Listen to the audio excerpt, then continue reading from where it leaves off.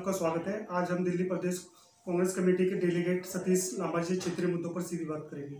सतीश जी, खबर control news में आपका स्वागत है सर। सबसे पहले जानेंगे वार्ड में क्या क्या समस्या बनी हुई है, क्षेत्र के निगम पार्षद का कैसा काम है। जी, पहले तो आपको खुशामदीद और आपके चैनल को मुबारक। और आपने पिछली मर्तबा भी एक इंटरव्यू लिया था जी। और जैसा कि आपने कहा है कि पिछली मर्तबा भी आपने ये प्रश्न मेरे से किया था जी कि क्षेत्र की समस्याएं पिछले निगम पार्षद ने क्या जिम्मेदारी से निभाई है कि नहीं निभाई जी। तो वो प्रश्न जैसे आपने मेरे से किया था तो उसका उत्तर 10 का 10 है। कुछ बदलाव नहीं हुआ उसमें सर? उसमें कुछ बदलाव नहीं हुआ और ना ही किसी ने अपनी जिम्मेदारी का निर्वाह करते हुए क्षेत्र के विकास के लिए कुछ किया। क्षेत्र की समस्याएं और ज़्यादा गंभीर हुई हैं और कुछ समस्याएं जो गली कूचों से जुड़ी हैं, कुछ समस्याएं पानी से जुड़ी हैं, कुछ समस्याएं जो हैं सड़क से जुड़ी हैं। आपने देखा पीछे लगातार बारिश हुई तो सड़कों की हालत आपने देखी और इनके अधिकार क्षेत्र में जो भी आता है, पार्क है, पार्कों की हालत देखें आप जाकर, तो कहीं भी इन्होंने अपनी जिम्मेदारी का निर्वाह नहीं किया। और अवैध निर्माण भी आपने देखे होंगे और उनमें भी लोगों को लगातार हम लोगों ने RW के माध्यम से अवगत कराया कि इन पर भी रोक लगाई जाए, लेकिन इस पे भी कोई इन्होंने गौर नहीं किया। इस बार क्या लगता है दिल्ली के चुनावी दंगल में सर, कांग्रेस कितनी सीट लाने में कामयाब होगी सर? देखिए, कांग्रेस अपना काम बादस्तूर जिम्मेदारी से कर रही है और कांग्रेस ने, आप पिछला इतिहास उठा के देखें, निगम में जब भी कांग्रेस रही है, कांग्रेस ने हमेशा ही उसके कार्यकाल के अंदर बहुत विकास कार्य हुए। भाजपा है, अब भाजपा वालों ने कोई भी ऐसा कार्य नहीं किया, कोई भी ऐसी नीति नहीं बनाई कि जिससे लोगों को राहत मिल सके। जो सर टिकटार्थी हैं, मतलब टिकट मांग रहे हैं, तो उसे उन लोगों को अनुभव है पार्षद का टिकट का, कहाँ से फंड लाएंगे, लेकिन टिकट की ये प्रश्न तो आप बेहतर उनसे, जो भी टिकट मांग रहा है, जितने भी टिकटार्थी हैं, जो भी टिकट मांगता है, किसी भी पार्टी से मांग रहा है, ये प्रश्न उनसे जरूर करें कि आप निगम के चुनाव के लिए यदि आप रुचि दिखा रहे हैं तो क्या आपको निगम के बारे में कुछ जानकारी है? क्या आपको इस क्षेत्र के बारे में जानकारी है? क्या इस क्षेत्र के जो लोग हैं उनकी समस्याओं के बारे में जानकारी है? आप उनसे ये भी प्रश्न करें, जो भी प्रत्याशी, जो भी कैंडिडेट है, उससे ये पूछे कि वो हमारे लिए क्या करेगा, वो हमारे लिए क्या काम करेगा। ये उनका एक मौलिक अधिकार है। निगम पार्षद तो बन जाते हैं टिकट उधर से लाके, लेकिन फिर उनको फंड का अनुभव नहीं होता कि फंड कहाँ से लाया जाए। जी बिल्कुल दुरुस्त फरमाया आपने कि फंड के मामले के अंदर आप देखिए, वित्तीय हालत आज निगम की ये है, जब से ये 3 टुकड़े हुए, NDMC और EDMC में तो इतने बदतर हालात हैं कि आपने देखा होगा कि शिक्षक, अस्पताल की नर्सें, अस्पताल के डॉक्टर, इवन ठेकेदार जो है पिछले 5-5 साल से भुगतान ना होने के कारण भुखमरी के कगार पर है। कर्मचारियों को उनके साथ एक परिवार नहीं, उनके साथ 20 परिवार जुड़े होते हैं, मजदूर भी जुड़े होते हैं, मटेरियल वाले भी जुड़े होते हैं। इसी तरीके से शिक्षक जो है उसको तनख्वाह समय पे नहीं मिलेगी तो वो अपना घर कैसे चलाएगा। आपको मैं एक जानकारी बहुत अच्छी देता हूं, आपको शायद ये नहीं मालूम कि निगम की हर महीने की तनख्वाह कितनी है। निगम के अंदर इतने कर्मचारी हैं इतने कामगार हैं कि उनकी तनख्वाह भी इनसे नहीं पूरी हो पाती। ये विकास कार्य कहां से कराएंगे? इन्होंने कभी भी इस तरीके की नीति नहीं बनाई कि हमारे आय के स्रोत कहां से आएंगे, आय में वृद्धि कैसे की जाए। आप सिंपल टिप्स पे ले लें, इनके पास एक हाउस टैक्स आय का स्रोत है, टोल टैक्स था, अब भी खत्म हो गया, वो भी आय का स्रोत क्या है? दिल्ली सरकार भी फंड नहीं दे रही। बिल्कुल, बहुत अच्छा क्वेश्चन किया, बहुत अच्छा प्रश्न किया आपने। हमेशा से ही दिल्ली सरकार जो है एज ए लोन निगम की सहायता करती थी।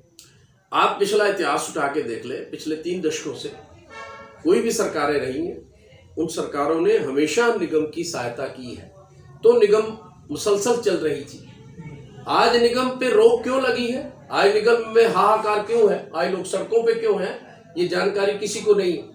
क्योंकि आपकी सरकार ने इनको फंड देने से इनकार कर दिया, इनको लोन देने से इनकार कर दिया, और बजाय कि जनता हाहाकार करे, जनता की समस्याओं का समाधान करे, दिल्ली की जनता जहां पर ये विधानसभा में जीत कर आए हुए हैं, दिल्ली की जनता ने इन लोगों को एक स्पष्ट मैंडेट दिया। इतनी बड़ी जीत हासिल करने के बाद भी इन्होंने बदले की भावना नहीं छोड़ी। इनका एक नैतिक दायित्व बनता था कि ये एज ए लोन उनको पैसा देते ताकि दिल्ली के निगम की समस्याओं का हल होता, चाहे निगम में कोई भी सरकार है। आप ये देखें कि आवाम का क्या हाल है, लोगों का क्या हाल है।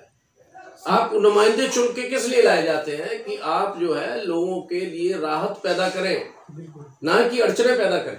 जब शीला जी सीएम थी तो आसानी से लोगों को, शीला जी के कार्यकाल में मैं खुद जाता रहा हूँ। मैं being a president, contractor association का प्रेसिडेंट, मैंने आपको पिछली मर्तबा बताया था कि मैं खुद जाता था यहाँ पर। हमें उस वक्त भी भाजपा के अंदर शांति देसाई जी हमारे मेयर हुआ करते थे, स्टैंडिंग कमेटी हुआ करते थे, तो हम खुद जाया करते थे। महेंद्र सिंह साथी साहब थे, हमारे वालिया साहब थे, फाइनेंस मिनिस्टर थे, तो तमाम उन लोगों से हमेशा ही चीफ सेक्रेटरी साहब से हम गुजारिश करते थे किस तरीके से हमारे लोगों को फंड अवेल किए जाए, तो हमारी मदद किया करते थे। बिल्कुल, उन्होंने कभी तलखी पैदा नहीं की। आप शीला जी के कार्यकाल को उठा के देख लें, उनके 15 साल के कार्यकाल में कभी क्या एलजी के साथ उनकी तलखी हुई? क्या आपने एक दिन भी पेपर के माध्यम से या मीडिया के माध्यम से सुना कि शीला जी ने एलजी ने कोई फाइल रोकी? जो दिल्ली सरकार सर ये वाइन शॉप खोल रही है हर वार्ड के अंदर, क्या लगता है सर, युवाओं का भविष्य अंधकार में नहीं होगा? देखिए, दिल्ली सरकार के पास आय के स्रोत पैदा करने के लिए और कई माध्यम हैं। क्या शराब की नीति को ही लागू करके ये चीजें जो है, ये शराब या नशाखोरी जो है, ये नौजवान तबके को तबाह करेगी? तो ये निश्चित तौर पे महिलाओं पे, इन पे, माताओं पे, बुजुर्गों पे, भाइयों पे, इन पे सब पे फर्क पड़े, झगड़े होंगे वो। जी, ये तो एक स्वाभाविक सी बात है। आपसे सर ये भी जान लेंगे कि इस बार कितनी सीट लगती है सर, कांग्रेस पहले जैसी मजबूत हो पाएगी? जी, मजबूत होगी, निश्चित तौर पे होगी। कांग्रेस 130 साल पुरानी पार्टी है, उसका एक वजूद है कांग्रेस का।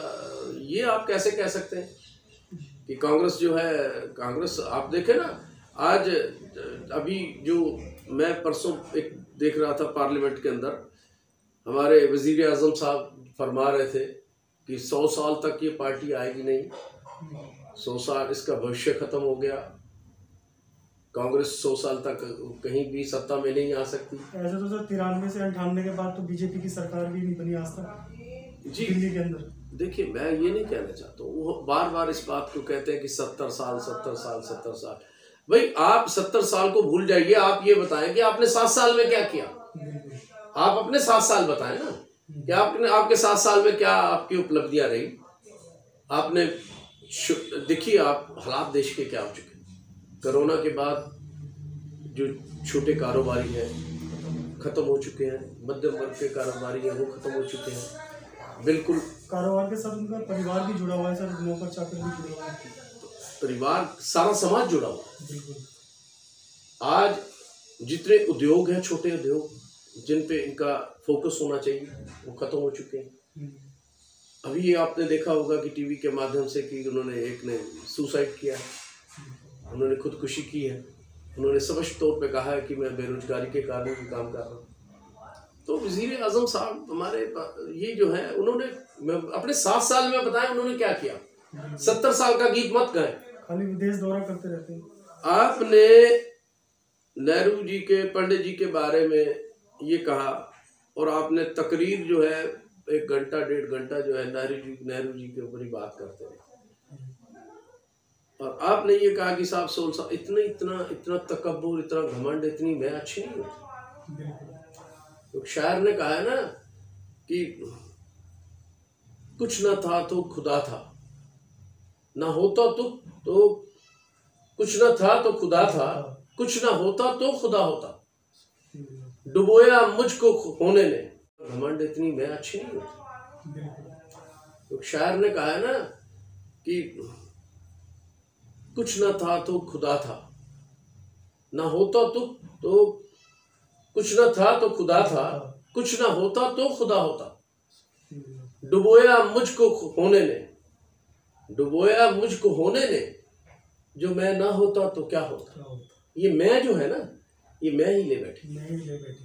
बिल्कुल सर, कुछ मैसेज देंगे सर आप? जालिब साहब पाकिस्तान के एक शायर हुए, उन्होंने कहा था कि उन्होंने यहिया खां की तस्वीर से मुखातिब होकर कहा था कि तुझसे पहले जो गद्दी नशी था उसको भी अपने खुदा होने पे इतना ही यकीन था। तो इतना हर जो आदमी सत्ता में बैठता है, सत्ता के नशे में रहता है, उसको ये भूलना नहीं चाहिए कि सत्ता हाथ से भी जाती है, ये सत्ता हाथ से भी चली जाए। बहुत धन्यवाद बाबा जी। और जहाँ तक मेरा सिर्फ यही कहना है कि आपके चैनल के माध्यम से कि आज निगम की बात की जाए, आपने थोड़ा सा विस्तार तफसील में चले गए। निगम के हालात बहुत नाजुक हो चुके हैं, निगम को बहुत ही एक मजबूत हाथों में जाना चाहिए, जिम्मेदार हाथों में जाना चाहिए। और कांग्रेस जब सत्ता में रही है, निगम के अंदर रही है, आप कांग्रेस के अंदर देखिए, कांग्रेस ने बहुत ही तरक्की की है। कांग्रेस ने उस वक़्त पर जो है कई नीतियाँ ऐसी बनाई हैं जिससे निगम के अंदर बहुत ही अच्छा जो है माहौल बना है। और आज दौर जो है, देखिए आप बिल्डिंग डिपार्टमेंट को देख लीजिए, उसमें कई ऐसी चीज़ें हैं जो पाइपलाइन के अंदर पड़ी, जो आज 15 साल से ये नीति निर्धारित नहीं करता। पार्ट ऑफ प्रॉपर्टी है, उससे आय का स्रोत हो सकता है। बिल्डिंग डिपार्टमेंट के अंदर नक्शों का ऐसा काम है। तो कई चीज़ें ऐसी हैं जिससे इनको आज इनके पास निगम की ज़मीनें पड़ी, उनके ऊपर कुछ ऐसे एडिटोरियम बनाए, कुछ ऐसा काम करें जिससे इनको किराए का स्रोत बने इनका, बजाय बेचने के। इच्छा शक्ति होनी चाहिए। इच्छा शक्ति के साथ साथ एक नीति निर्धारित करने वाली पार्टी भी होनी चाहिए, जो कांग्रेस है। और निश्चित तौर पे कांग्रेस की अधिक से अधिक सीटें आएंगी और कांग्रेस के प्रत्याशी जो है बड़े ही पुरजोर तरीके से वापस आएंगे और सत्ता में काम करेंगे। धन्यवाद सर। शुक्रिया, बहुत बहुत धन्यवाद। मैं पुनः आपका धन्यवाद करता हूँ, आपके चैनल का शुक्रिया।